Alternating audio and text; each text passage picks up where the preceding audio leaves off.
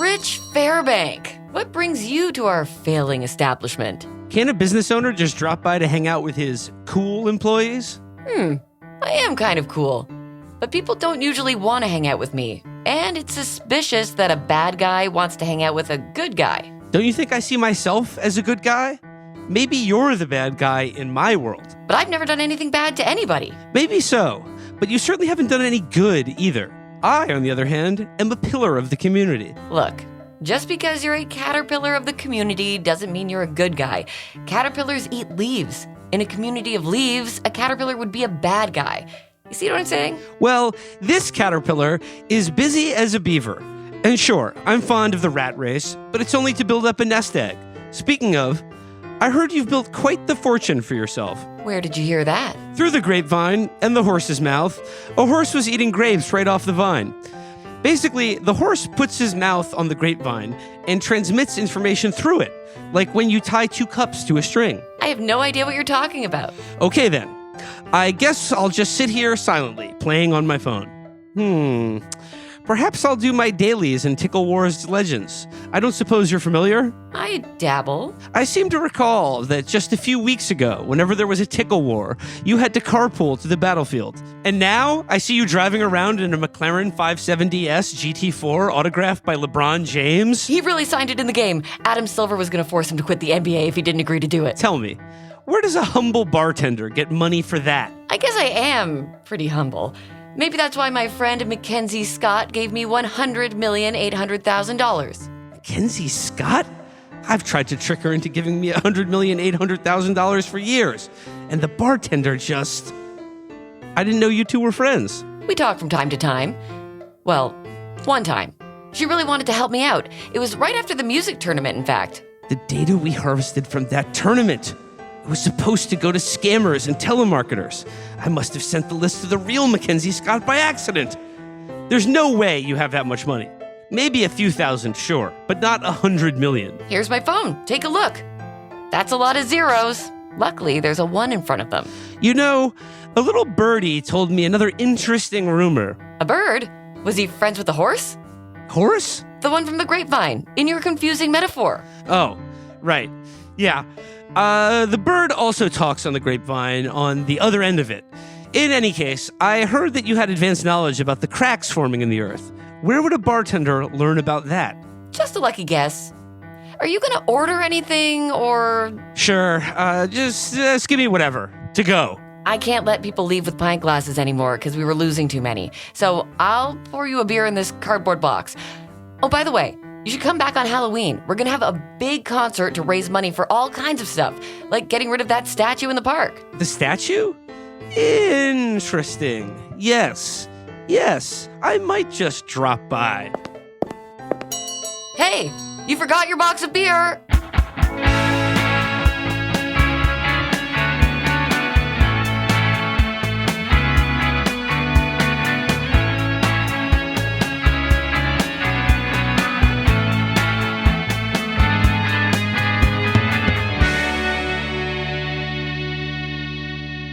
Nika, Cameron. We're back from our journey. And we brought back a bunch of free crap. 1 locket watch, 2 locket watches, 3. You want some? Take as many as you need. We sell these now, by the way. Ah, a budding entrepreneur. I knew making you my disciple was a good idea. I'm not your disciple, and a federal court barred me from becoming any kind of apprentice, disciple, or worshipper ever again. Oh yeah? I helped bomb a U.S. Treasury building and looted the national stockpile of silver. I was part of a cult that worshipped a silver calf. Couldn't afford a golden one? No, it was formed by a bunch of Christian freaks who thought it was immoral to worship a gold one. We actually got you another gift, Raina. It's a better chain for your necklace, one that won't break. That's suspiciously thoughtful of you. You need to be careful not to lose that thing. In fact, I'll hang on to it for you if you like. Ah, I knew you had some kind of interior motive. She wants to steal your necklace because she found out it's magic. Not very good magic, but technically magic. Magic? Maybe that's why I'm so good at bartending. No, you idiot. It gives you psychic visions. Oh, maybe that's why I knew about Harold Mallet and the dinos, and why Mackenzie Scott trusted me with her fortune. That part was dumb luck. I think it was smart luck. Everyone thinks I'm dumb, but if I'm so dumb, how come I'm rich, famous, and psychic? Your necklace was already stolen once because you're an airhead. You need to be careful. Someone might see Rex Rhapsody's viral photo of you and come after your necklace. I'm not worried. I'll use my psychic powers to stop them. It doesn't work like that. This guy, Professor Abacus, told us all about it. He told us about a lot of wacky crap, like how aliens have already come to Earth, or at least to Canada. He's descended from those aliens. So he runs a covert space program out of his research facility, helping other aliens come and go under the radar. Apparently, Standard Supply is some space company and he works for them. It makes me wonder whether the name of the bar is just a coincidence. Wow. If he's descended from aliens, what's he doing slumming around on Earth? I'd want to be up there in the stars, having fun. I think he's scared of space. I tried to ask him about it. He just said he has a medical condition where his tummy hurts whenever someone asks him to explain himself. What's there to be afraid of in space? It's just a cold, dark, infinite expanse of nothingness. There's plenty of room to play around and have fun. Being afraid of things is quite frankly childish. I hate to agree, but you're right. Fear is a childish impulse, like joy or kindness. Ah! Oh my god! There's a spider on the bar! So? I always knew I would die young at the hands of a spider, but I never knew it would be this spider. You're afraid of spiders? Have you seen who spiders hang out with on Halloween? Frankensteins, werewolves? That's a bad crowd. Just smash it with a pint glass. I'll do it. It was fate that only one of us would leave here alive. Adios, arachnoid menace. It's fun to dance without gravity.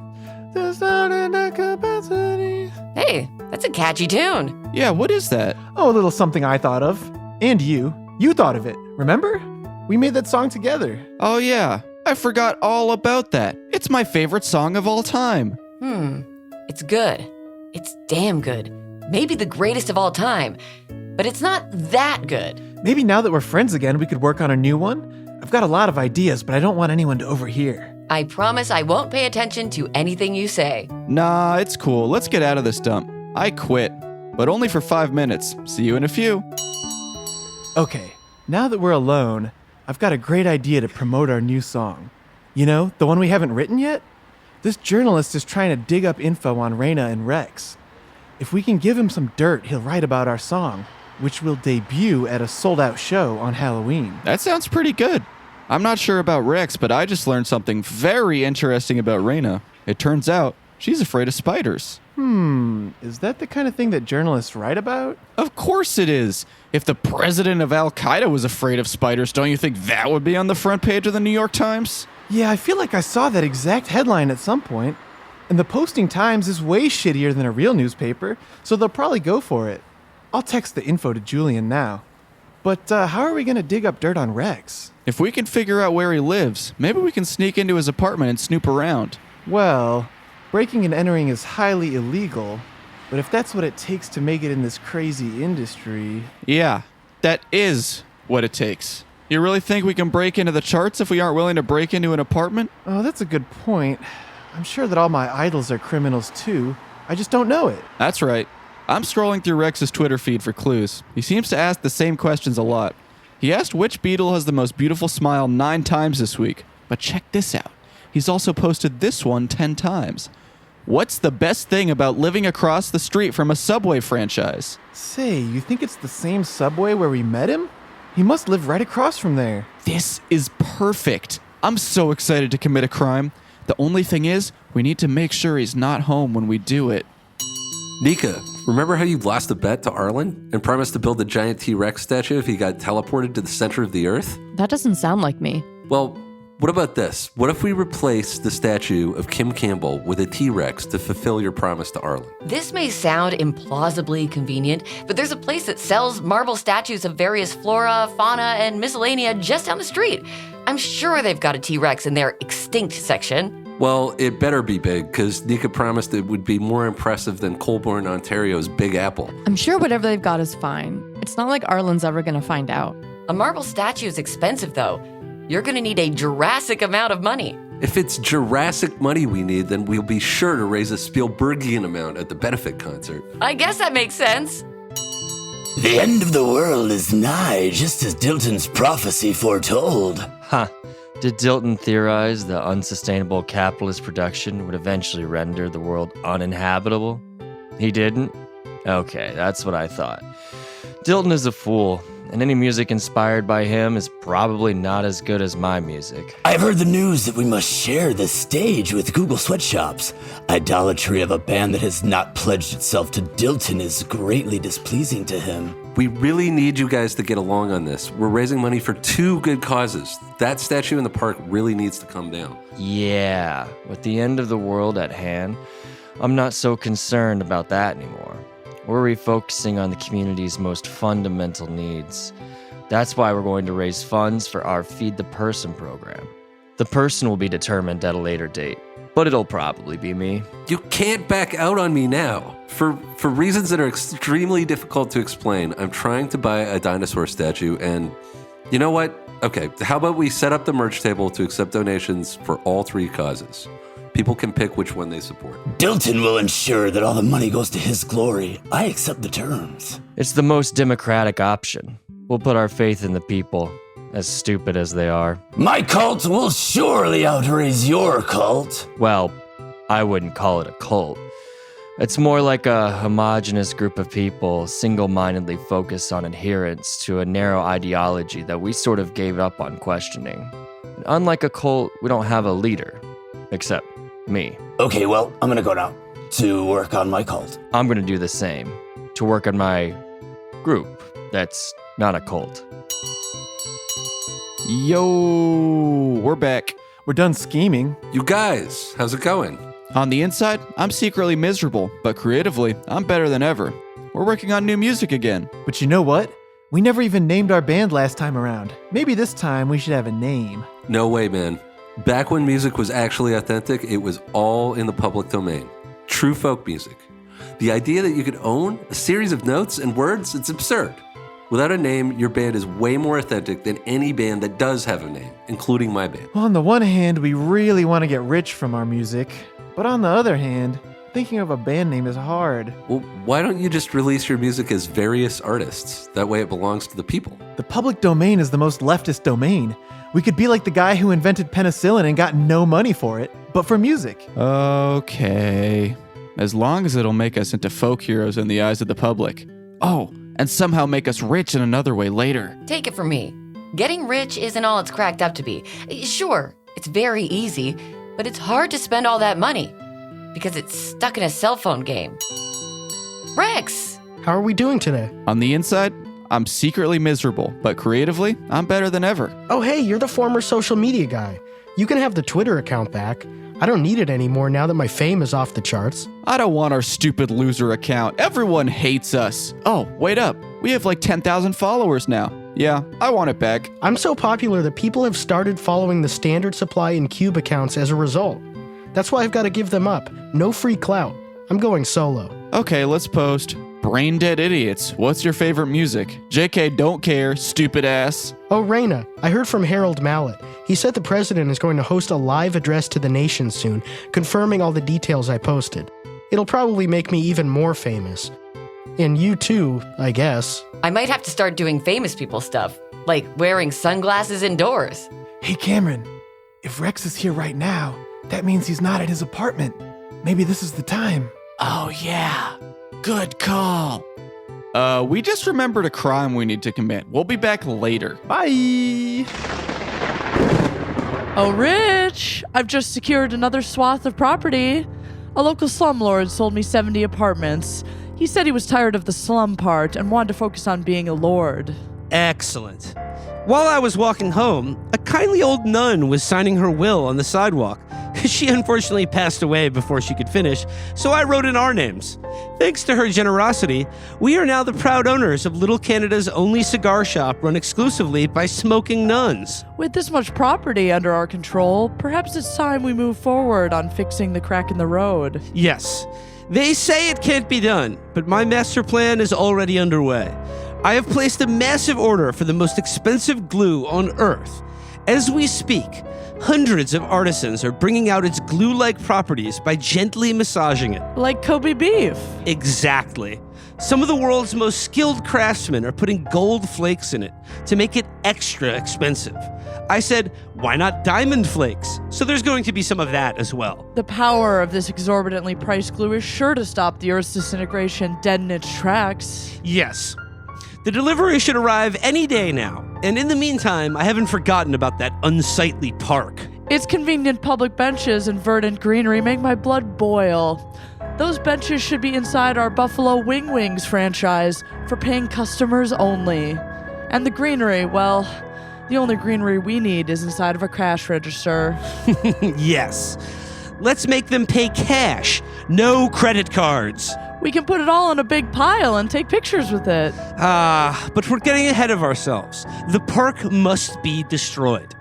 I've learned that the oafs at Standard Supply are having a Halloween fundraiser concert for their pathetic effort to remove the statue in the park. I'll simply drop by and impress them with a modest anonymous donation to get the ball rolling. But how can we trust they won't squander the money? I've already thought of that. I'll make a small cash donation of perhaps a few $1,000s. But I'll also leave a $1 million gift card for Buffalo Wing Wings. But the restaurant hasn't been built yet. Exactly.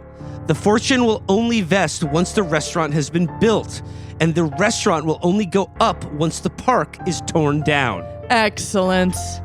I have a feeling Standard Supply will be dining on wings in a few months when the restaurant opens.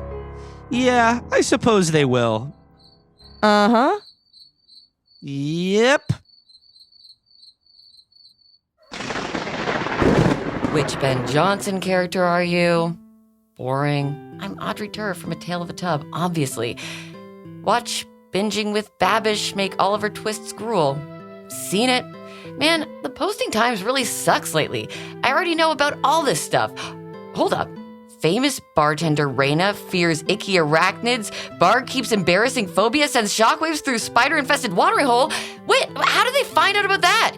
And for this news to surface just before Halloween, the time of year when spiders are most culturally relevant, Julian Lead is trying to assassinate my character. And right after that spider tried to assassinate my body. I'd better be on my toes during the big Halloween concert. Who knows how many spiders will be lurking in the shadows?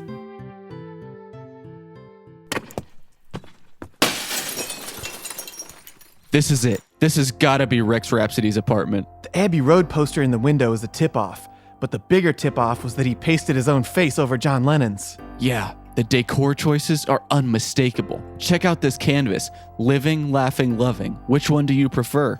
I like living the most. Not me. I would rather die and be loved posthumously by my millions of fans. Right. We gotta stay focused on our goal of becoming famous. What kind of dirt can we dig up? Let's check out his fridge.